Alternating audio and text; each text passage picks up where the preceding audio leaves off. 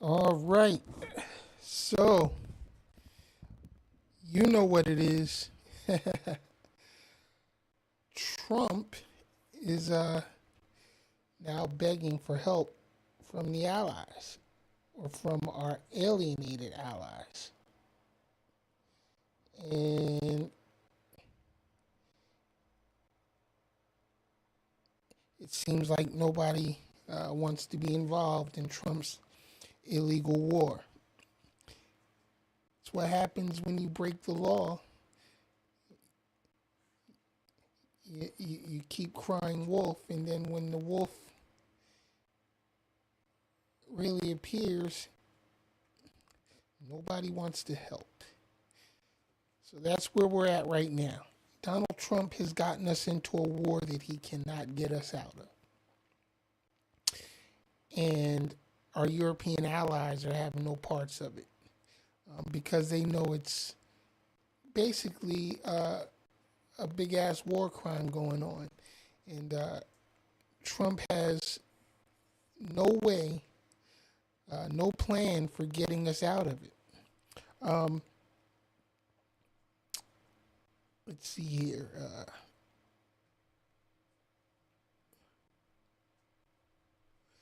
It seems that what he's trying to do now, he's trying to put pressure on NATO as well as China, telling them that there's basically going to be consequences and repercussions if they don't send ships to assist in keeping the Strait of Hormuz open and free from Iranian attack or Iranian attacks. Listen, Mr. Trump, you started this shit. We didn't have to go to war uh, uh, with Iran, especially an undeclared war with no congressional approval or oversight. You got us into this. And it's people like me and the rest of us Americans out here who are going to suffer for it. We're already suffering. Gas prices are ridiculous. Um, uh, all prices are ridiculous. Prices are going up on everything. And uh, even if you ended the war today, Mr. Trump, it's still going to be several weeks before the markets, settle back into some sort of normalcy. But as it stands right now, we're looking at over $5 a gallon for diesel fuel, and guess what that turns into? That turns into higher prices for everything shipped via truck and rail. You don't think these trucking companies are just going to eat the added cost, do you? You don't think these retailers are going to eat the added cost, do you? No, the American people are going to eat the added cost. And that's your fault, Mr. I campaigned on no new wars. I campaigned on affordability, and getting prices down. I campaigned on increasing jobs in America. February, we lost 94,000 jobs. 94,000 jobs lost, and more to come. We're pretty much involved in two new wars because you invaded Venezuela, kidnapped their head of state,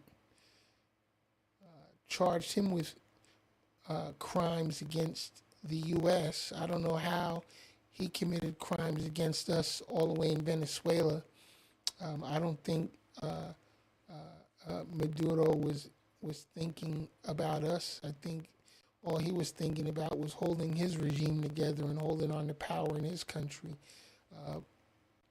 by any means necessary. Sort of like what you're doing right now, Mr. Trump, right? And it's funny how you said you went after him because he was attempting or he was trafficking drugs into the U.S. But yet, you pardoned the former president of Honduras, who is who was arguably and probably still is one of the largest drug traffickers on the planet. But you pardoned him after he was convicted and incarcerated. Convicted by a U.S. court of law and incarcerated here in the United States. You pardoned him. Make that make sense, Mr. Trump. All you MAGA freaks out there, make that shit make sense. Now you're out here talking about Trump is doing a good thing. A good thing for who? For Trump? He let it slip yesterday that, the war with Iran is good because oil prices are high. And when oil prices are high, America makes more money. Of course we do, because we're the biggest oil producer on the planet by leaps and bounds, and have been for a decade or two. But you would have your stupid followers believe that we're not energy independent. We've been energy independent for a long time.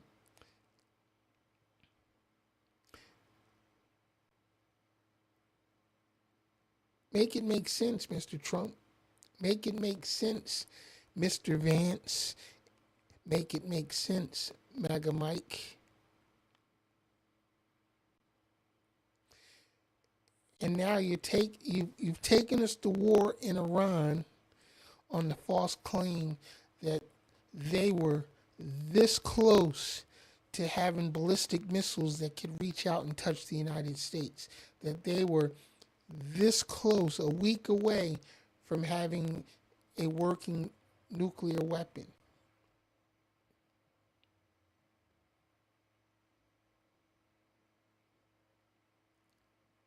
Neither of which is true. Neither of which was true. Couldn't have been true because you said you obliterated Iran's nuclear ambitions with the first attack that you and Netanyahu conducted against Iran. So they couldn't have been, there was no way they could have been close to developing ballistic missiles, long-range intercontinental ballistic missiles, or nuclear warheads, as you put it. That couldn't have been possible because you said we obliterated their nuclear facilities and nuclear ambitions. So you can't have both. So tell us what's going on, Mr. Trump. Really, tell us what's going on. Because we want to know. There was absolutely zero planning for this excursion that Donald Trump calls it. Actually, it's an incursion into a sovereign land who was in active negotiations with us in regards to their nuclear ambitions. And Donald Trump, you claim to be this great deal maker, but yet you couldn't close the deal with Iran on nuclear weapons or the potential thereof. You couldn't close the deal, Mr. Art of the Deal. So you had to go to using kinetic force to try to force their hand. Let me explain something to you, Mr. Trump.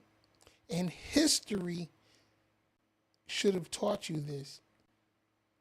But of course, we know you're a low IQ individual, so I'm quite sure you didn't pay attention to history when you were in school. But you cannot bomb an ideology out of people. warfare has never changed the hearts and minds of America's enemies. You would think after 7 decades of open warfare between Israel and Hezbollah and Hamas, you would have learned something along those lines that you can't bomb away your enemies. You can't kill everybody. You're just creating more enemies. Because what's going to happen now is the children who survive this excursion, as you call it, are going to grow up hating America because you killed their parents or you've killed their aunties and uncles, their schoolmates. And they're going to grow up with so much hatred for America.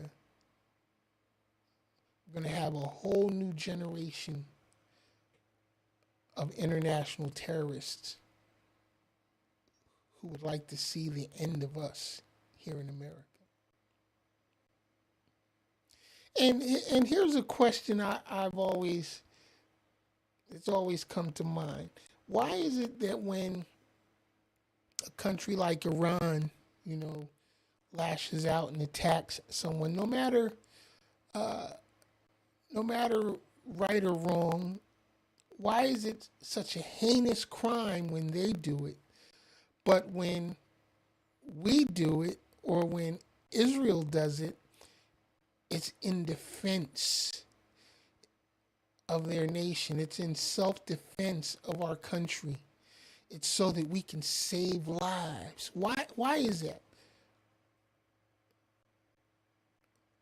I would tend to think that makes us look like terrorists as well, because we are definitely terrorizing the Iranian people right now, dropping bombs on their heads all day and all night. For what? The regime isn't going to change. That has to happen from inside.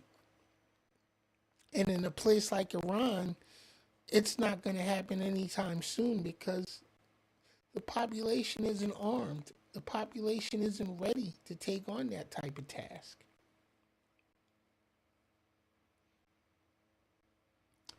You have not laid any groundwork for there to be a popular uprising in Iran. You just thought that, we're going to go in and bomb the hell out of them, and that's going to allow the Iranian people to take over their government and push the regime out. No, that's not how it works, Mr. Trump. That's not how it works. They have to have guns and bombs too, and they have none. Then I see y'all were floating this idea of sending the Kurdish rebels in there to do the job. The Kurds cannot take on the Republican Guard. It's not going to happen. They're neither equipped, although they are battle hardened, but the Kurds are not a strong enough force to take on Iran's Republican Guard.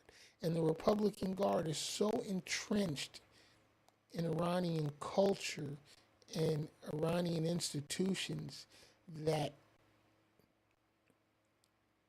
probably now you're just going to cause the slaughter of thousands, maybe hundreds of thousands, maybe even a few million Iranian people who did not ask you to come in there and drop bombs on the regime.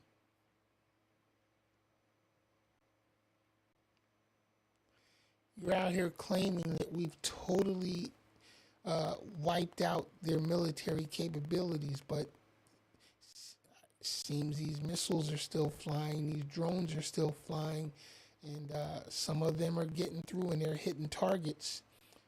They're hitting civilian targets in some of the nations around Iran who also did not ask for this war.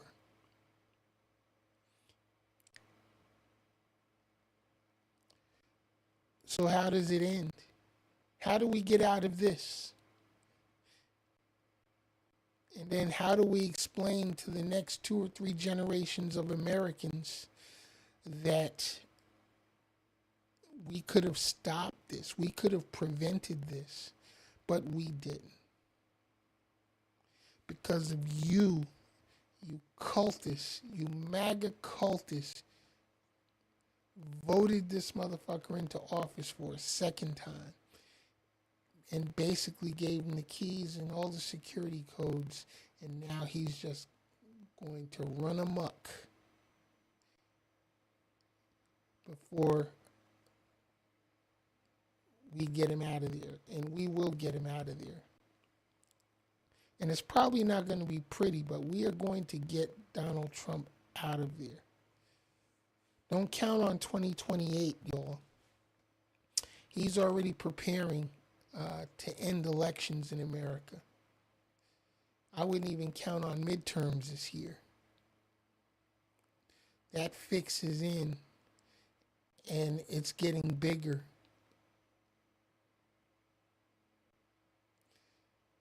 And as I said before, you can call me an alarmist, you can call me what you want, but I don't think Donald Trump is going anywhere if he survives until 2028.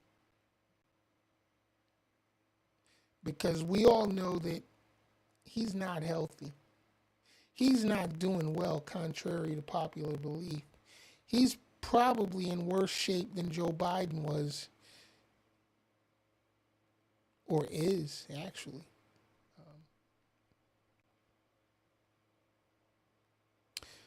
But hey, what do I know? I'm just a poor old boy here in South Florida, calling it like I see it. But unlike Donald Trump, guess what? I'm not a draft dodging coward. I don't have 34 felony convictions. And I'm damn sure not a sexual predator or rapist. I'm not. I'm a proud veteran who served the country, that hasn't, served my people very well, but it's the only country I know. This is my home. I'm going to fight to protect my home and my people. And I'm not talking about just black people, even though black people are my first priority. But I'm talking about my American people, my American family, because we're all one here. This great big melting pot. America's like a big old pot of gumbo. There's a little bit of everything in here, and it's, at times it's so good. But depending on who's cooking the batch for the night, it can sometimes be so bad. You know what I mean? But in any case, we are at a turning point in American history. And we, the people, really need to come together and decide if we want to keep going down this dark road, or do we want to truly do something to bring change to America, to get us back on course, to get us back on that path towards greatness, because we haven't gotten there yet. We haven't reached greatness yet. But we were on the path towards it, at least for a short time.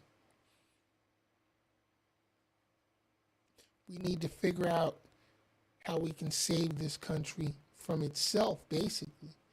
Because we're self-destructing from the inside out.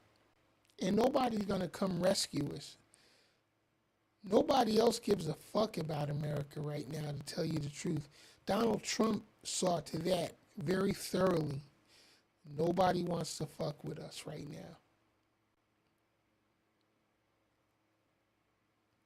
And believe me, they're figuring out how they can cut ties with America right now. And once they figure it out, it's a fucking wrap for us, y'all. Because, contrary to popular belief, there is no way America survives without the rest of the world working with us. There's no way America survives all by itself. No way. I love my country and I love the things that we're able to do, but we live in a global community that requires all hands on deck. All hands on deck. Not just American hands. Not just Chinese hands. Not just Russian hands. Not just, damn sure not Israeli hands, because Israel has the whole world fucked up. I know I'm not sending any of my children to go fight Israel's war.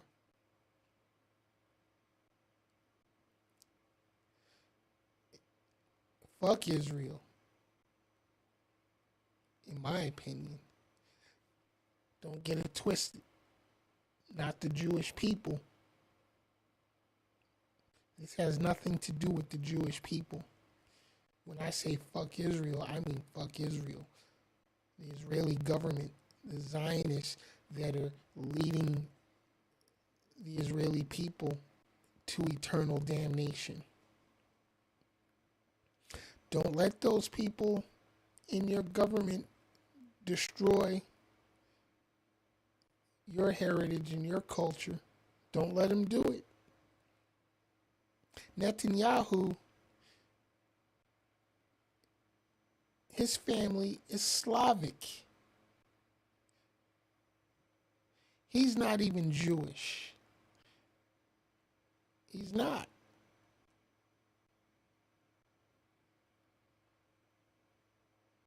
But y'all got to come down off your high horse with the anti-Semitism and all the other bullshit that is always thrown around when somebody has something to say about Israel. Because listen, the world don't revolve around y'all. The world don't revolve around us here in America. This world revolves around itself, and we are all on this motherfucker just for the ride. None of us can control how this big blue ball spins. We are just along for the ride. And if you saw my post just the other day, it's really not that big. We are so tiny and insignificant in the universe.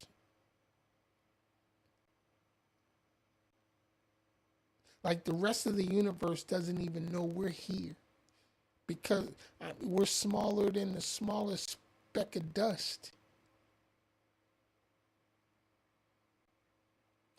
The rest of the universe doesn't give a fuck about what's going on here on Earth. It really doesn't. We are that small. You should do some research. Look up how big the Earth is compared to the sun. Look up how big our sun is compared to some of the other stars, within our galaxy. We ain't shit, y'all. We ain't shit. And we are here about to destroy the only little speck of sand in this entire universe where something is living as far as we know. And we better get it together because we can't go nowhere else. We are stuck right here on Earth. We ain't going to Mars. We're not going to colonize the moon. None of that shit's going to happen, y'all. Not in any of our lifetimes. And probably not in the lifetimes of our kids or grandkids, for that matter. Because probably won't make it that far. We will probably destroy ourselves before we even get to that point. We need to fix this, y'all. We need to fix it fast. And we need to convince our global brothers and sisters to fix the issues that they have with their governments. We need to take all of these fuckers down, if need be, so we can start living abundantly and truly carefree. Because there's enough in this world for everyone to live a comfortable life. Do you understand that humans are the only creatures that pay to exist? Did you know that? Make that shit make sense.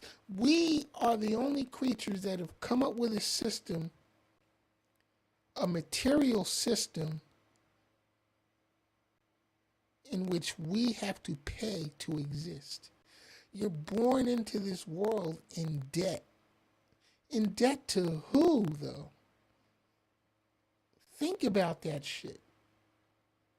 And then we spend our entire lives paying somebody just to exist.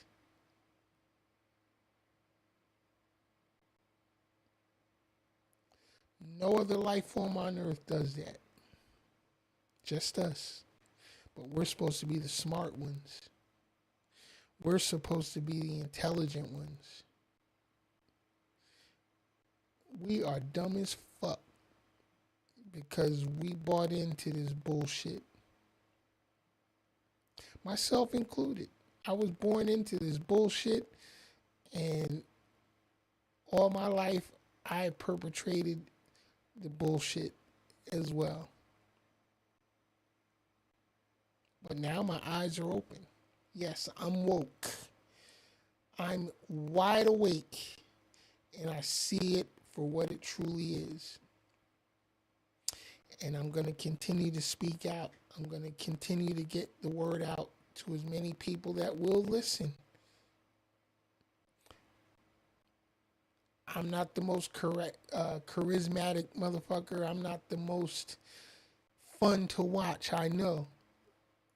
But that's not going to stop me from speaking out and getting the word out as best I can. But it's going to take an effort from all of us